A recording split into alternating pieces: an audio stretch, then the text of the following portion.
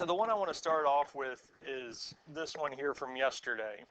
Now I already wrote out the factored form of the denominator, and I think probably by the end of the lesson yesterday, some of you all might have realized the problems that we were doing and actually solving were some of the ones that we actually set up at the beginning.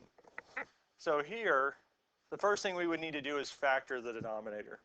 So we're factoring x cubed plus 6x squared plus 9, which ends up factoring to x times x plus 3 squared. Now we did do the factoring at the beginning of class yesterday when we were just setting it up. Now with this here, we need to set it equal to its fractions. Now the denominator actually has 3 factors. So we will have 3 possible fractions. And the first denominator is going to be x. The second one's going to be x plus 3. And the last one is going to be x plus 3 squared. Now the lettering that goes on top is going to be 1 degree less than the degree on bottom. Well, the first one, since it's just x, our degree on top is going to be 0, so we'll just have a. The middle one, still, the degree on bottom is 1, so the degree on top would be 0, so we just have b, we don't have a variable with it. And the last one, even though it's squared, the degree inside the parentheses is still 1, so we just have c. Any questions on how we set this up here? Now at this point here, again, we're going to multiply everything by the denominator. So x times x plus 3 squared.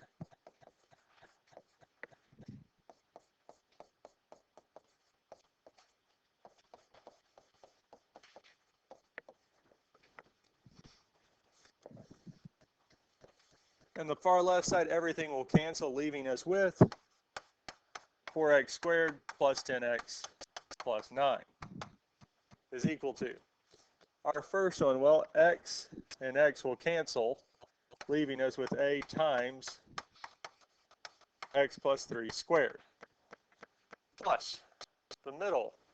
One of the x plus 3's will cancel, leaving us with b times x plus 3 plus the x plus 3 squareds will cancel, leaving us with just cx. Now these three here, luckily, our third fraction actually reduced quite nicely. Cx, it's already done. We don't have to do anything else to it.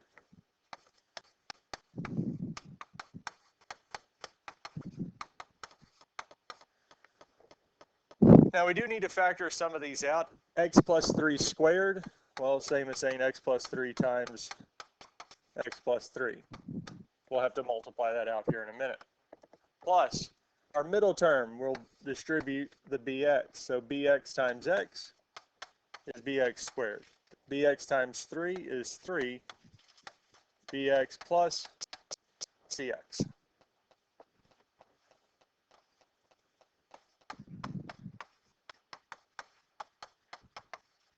Now if we distribute the x plus 3, multiply this out, x times x is going to be x squared. X times 3 is going to be 3x. 3 times x is going to be 3x, and 3 times 3 is 9.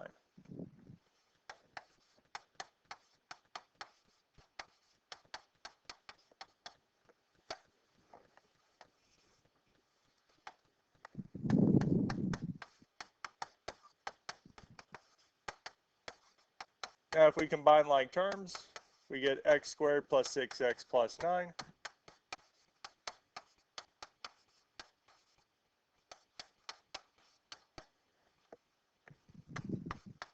And lastly, before we start finding the values of a, b, and c, we do have to distribute the a, giving us ax squared plus 6ax plus 9a plus, then we have our bx squared plus 3bx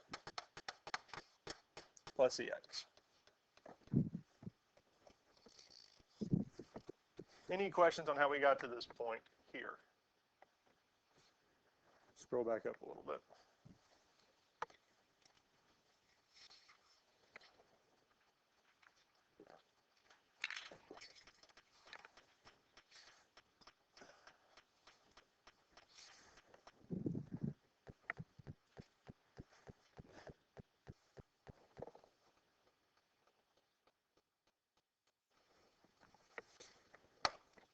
Now at this point here, we can start kind of matching the terms up.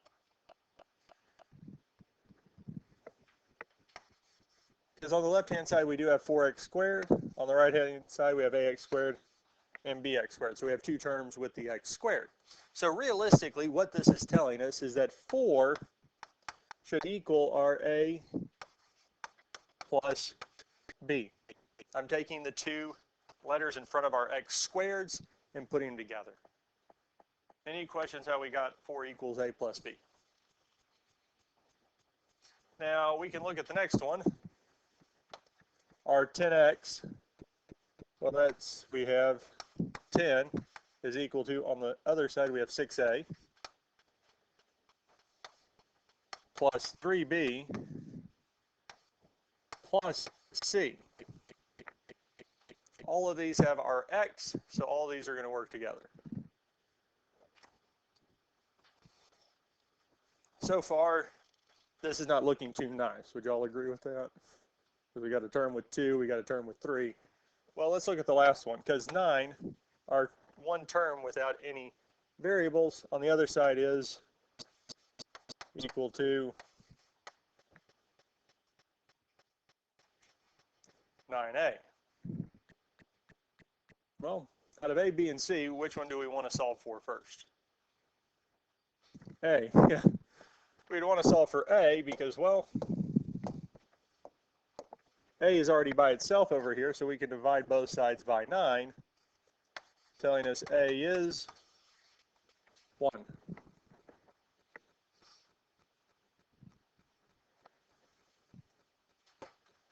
That's kind of nice, because now we can go over to the first one and say 4 is equal to 1 plus b. And we can solve for b by subtracting 1 from both sides, telling us b is equal to 3. Then lastly, we can solve for c, because it's telling us 10 is equal to 6 times 1 plus 3 times 3 plus c. Well, 6 times 1 is 6, plus 3 times 3 is 9. So 10 is equal to 15 plus c, minus 15 from both sides. So c is -5.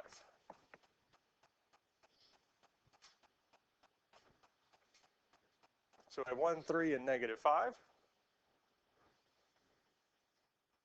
So we can come back up to the top, and it tells us that we have 1 over x plus 3 over x plus 3 plus -5 over x plus 3 squared.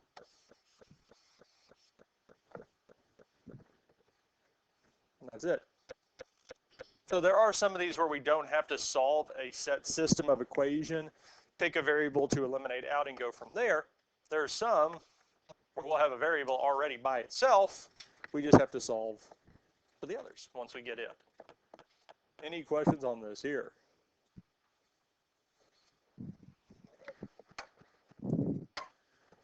All right.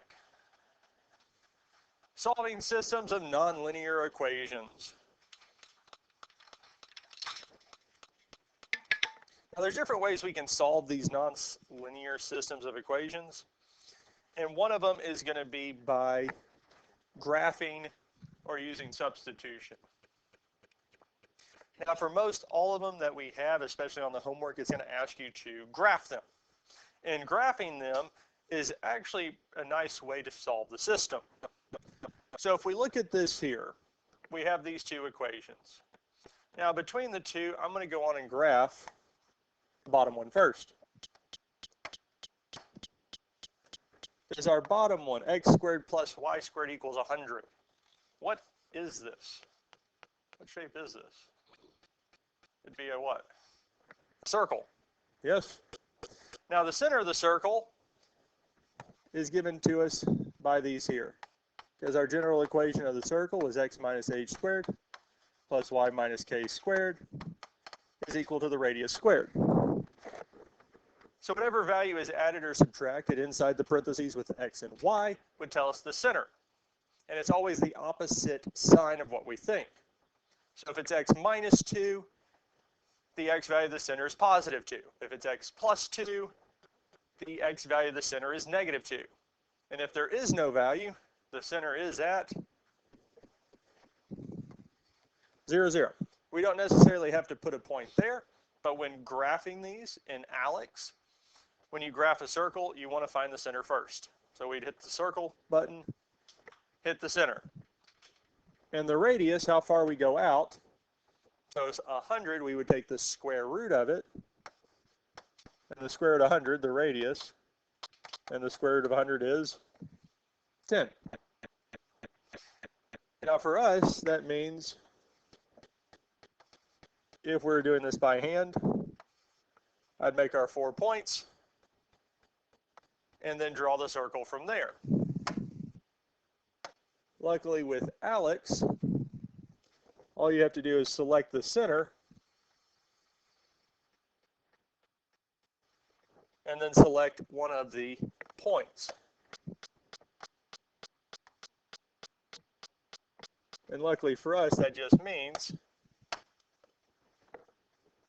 starting at the center and then going to 10 units in one direction, either up, down, left, or right. Now, if the radius was not a nice number, if they said 12, well, we can't take the square root of 12 as a nice number. So plot the point, either 0 square root of 12, square root of 12, 0, 0 negative square root of 12, negative square root of 12, 0, essentially going in one of the 4 directions, and then use it. Questions on this so far? Now the next thing we can do is graph our other equation. Now, the other equation, negative x minus 7y equals 50,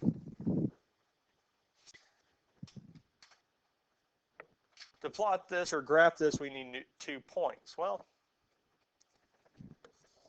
I can rewrite this in slope-intercept form.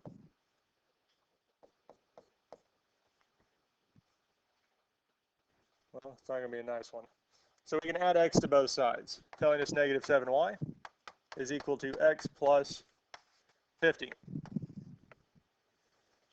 At this point here, we can divide everything by negative 7, telling us y is equal to negative 1/7 x minus 50 over 7.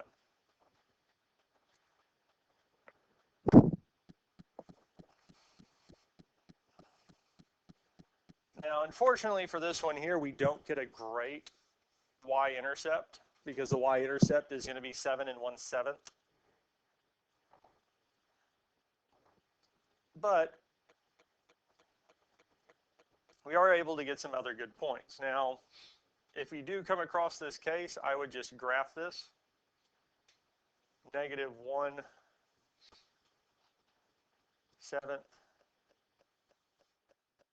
x minus 50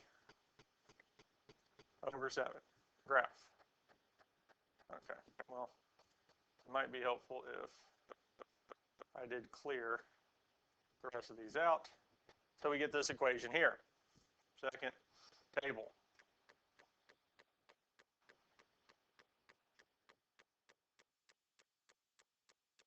Six, we're at negative 8.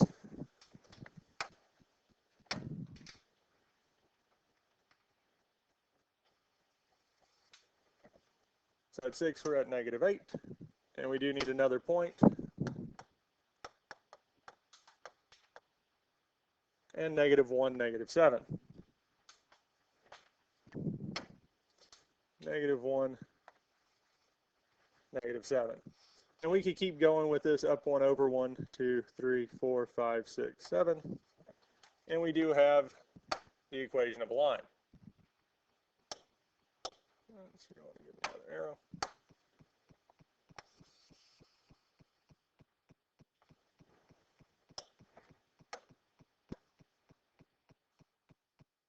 Oh, rough sketch. Any questions on how we found this here? Now, again, when we look at graphing for solving systems of equations, we're looking for where the two graphs cross, where the two graphs intersect. Is there a point where they intersect, where they cross? Well, we have 2 points here. One of them is at the point 7, -8. And the other is at the point -8, -6. So this is our solution here.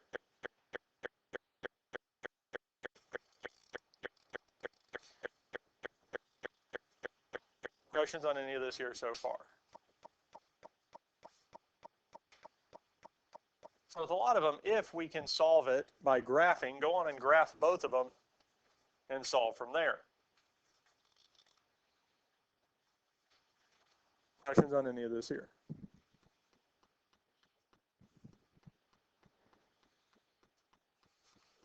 We're ready for the next one.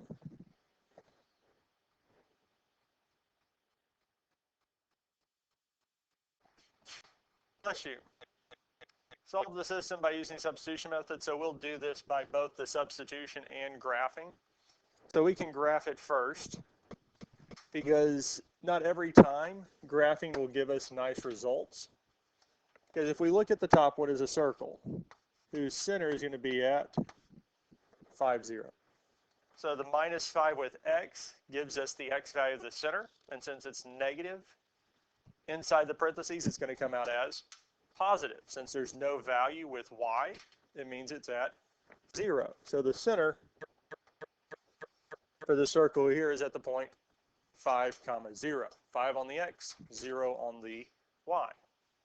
Now the radius squared is equal to 25, so the radius is the square root of 25, which luckily for us does give us a nice value of 5. And we could plot that. So we could say one of 4 points, because radius, we're going 5 spots out from 5, 0. So we could say it's at 10, 0 or 0, 0, because I added and subtracted 5 from the x value. We could also add and subtract 5 from the y value, which would give us 5, 5 or 5, -5. And when we're graphing this in Alex, we just need to pick one of them. We don't have to use all 4. Because with Alex, we do have the circle feature, which will, circle. Let me select the point 5, 0 and go out 5, thus giving me the circle.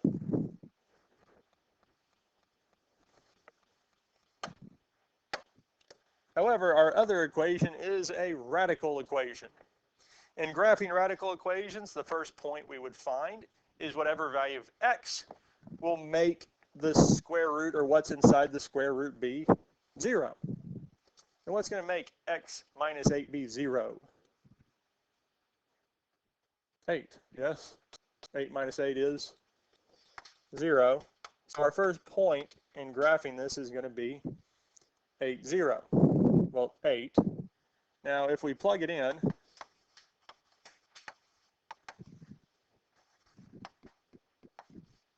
eight minus 8 is indeed 0. Square root of 0 is 0. So, well, the y value is 0.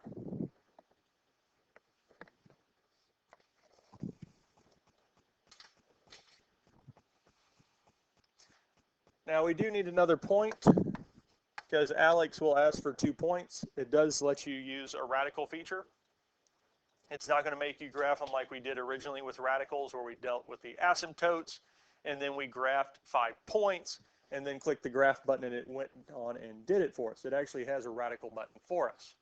And the first point we find for this radical button is after we click it, is whatever is going to make what's inside the radical be 0, and we find the y value with it.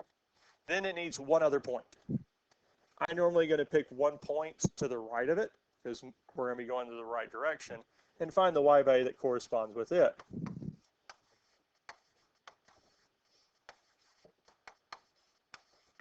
So we plug 9 in for x. 9 minus 8 is 1. Well, the square root of 1 is 1, so the y value is 3. So we have 9, 1, 2, 3. And it'll graph this radical for us.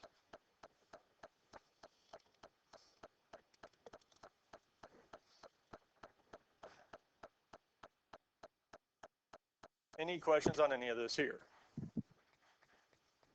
Well, looking at this here, can we say we know what the solution is? The solution is the point what? 9, 3. Not every single one of these will have more than one solution. Some of them will only have one. Some of them will have multiple. And some of them could have none, because if they don't cross, there is no solution. Questions on this here?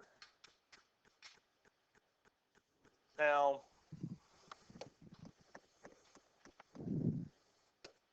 if you want to watch this here, you can. I'm going to go through and show you how we would solve this by substitution. And to solve this by substitution,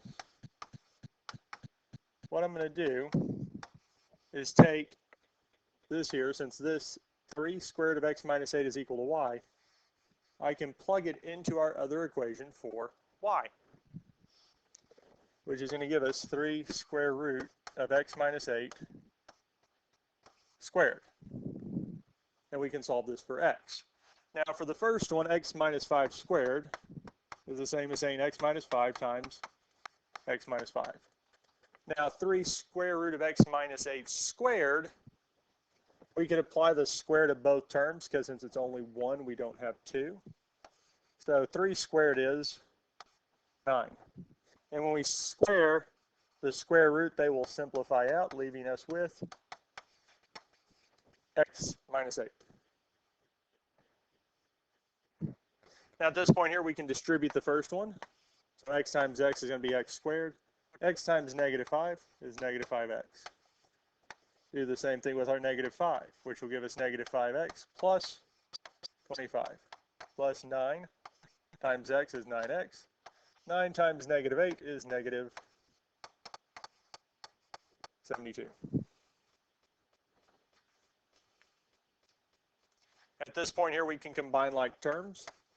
X squared, negative 5x minus 5x is negative 10x, plus 9x is negative x.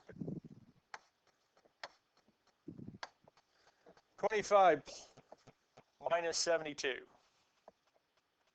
is negative 47. That one's not too bad to subtract. It seems like it is. What would be 25 minus 75? 25 minus 75 is what? 50? But we didn't have 75, we had 72. So we take the difference of 3. Added 3 to it, so 25 minus 72 is 47. Now, at this point here,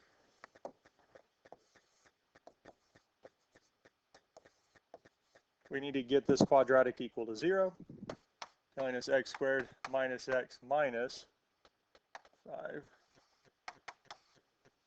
2, because go to the 1, 4, 5, 6, 7. And at this point here, we could graph it or we could factor it. Either way works. X squared minus x minus 72. We do have 2 points. Table. One of our values of x is -8, and the other value is going to be +9.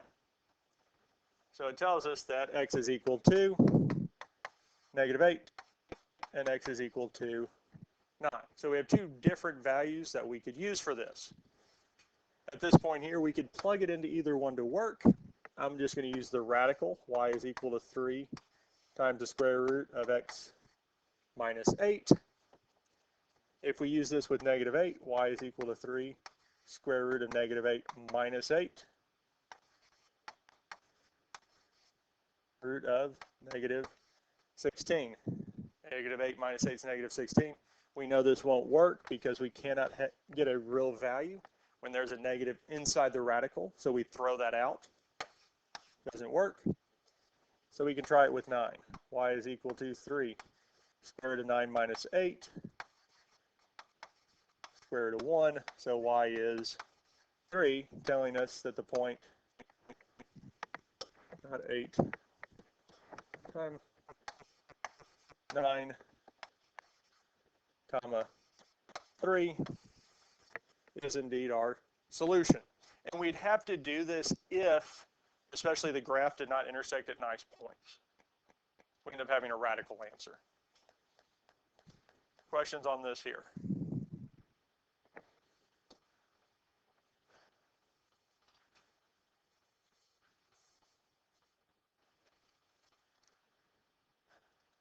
Solve the system by using the addition method.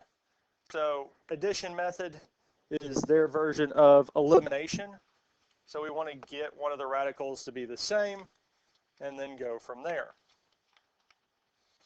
So looking at the 2 equations, they both have x squared, both have y squared.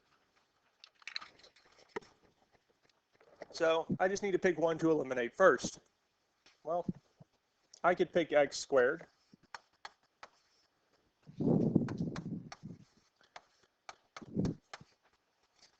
So I'm going to take the second equation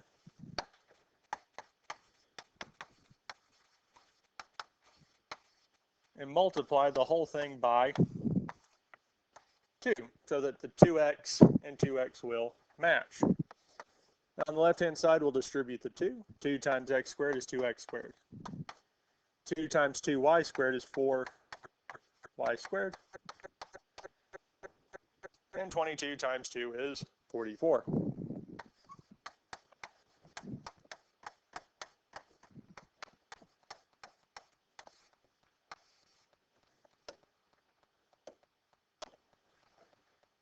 And once we get that equation, we can put it on the other.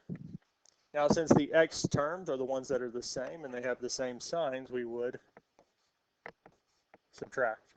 Because 2x squared minus 2x squared is 0. Y squared minus 4y squared is going to be 3y squared, and it would be negative 3y squared. 17 minus 44 is going to be negative 27. And since we just have one variable left, we can divide both sides by -3, telling us y squared is equal to 9. And last but not least, we would square root both sides. May I have your attention, please? It's now time to release the baseball boys to go to the lunchroom for breakfast. Release the baseball boys to go to the lunchroom for breakfast. Thank you. Which would give us plus or minus 3. Because whenever you take the square root of both sides, we have to add the plus or minus. Any questions on this here?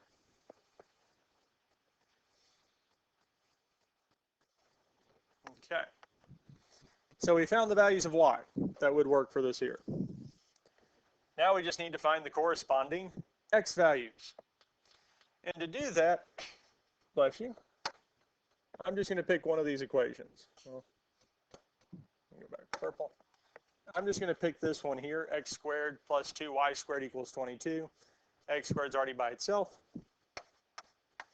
So x squared plus, we can pick one of the y values, either positive 3 or negative 3. I'm going to pick positive 3 first. 2 times 3 squared is equal to 22. Now we're going to solve this for x. Now 2 times 3 squared, that's all a number. We could say 3 squared is 9 and multiply it by 2, or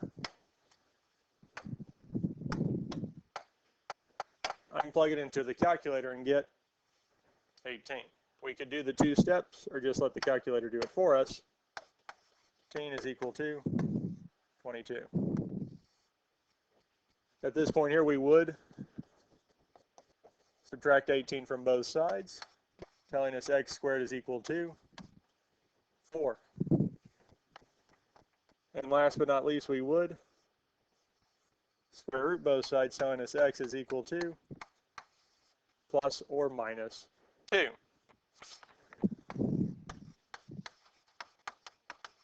Solution. Well, we just found out that when y is 3, x is positive 2, but x is also negative 2. We got 2 solutions from it because the plus or minus. So we can do it again with the negative 3. But is that going to make a difference? So let's see. No, because that's a good thing to think about and actually see how this works. Because if we plug negative 3 in, we'd have x squared plus 2 times negative 3 squared is equal to 22. Now the first part we can do for this here, just like with the last one, is 2 times negative 3 squared. Grab the calculator, 2, parentheses, negative 3 squared is still plus 18. We can subtract 18 from both sides, telling us x squared is equal to 4. Let's green this time. Square root both sides, telling us x is equal to plus or minus 2. So the other 2 solutions are negative 3, 2, and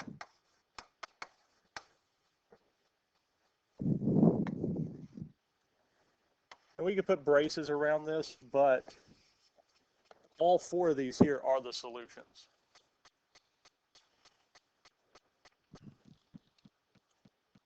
That's really it. Any questions on this here? Now for ones like this here, it's not going to actually ask you to graph them because 2x squared plus y squared and x squared plus 2y squared are not circles. They're ellipses. So we can't naturally graph them. Now we could graph them. I'm going to graph them in Desmos.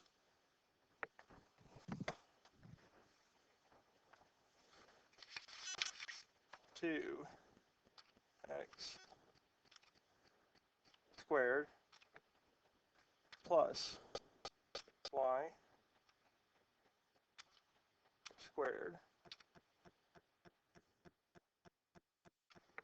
Make sure I got the equals and not plus.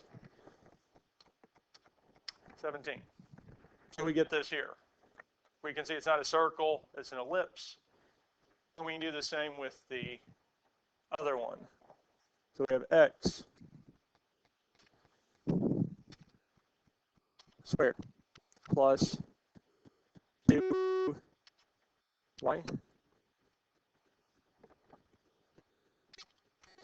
squared equals, and I believe it was 2, yes. So we get this here. And we can see, well, the other one's an ellipse as well, and there are 4 locations that they do intersect.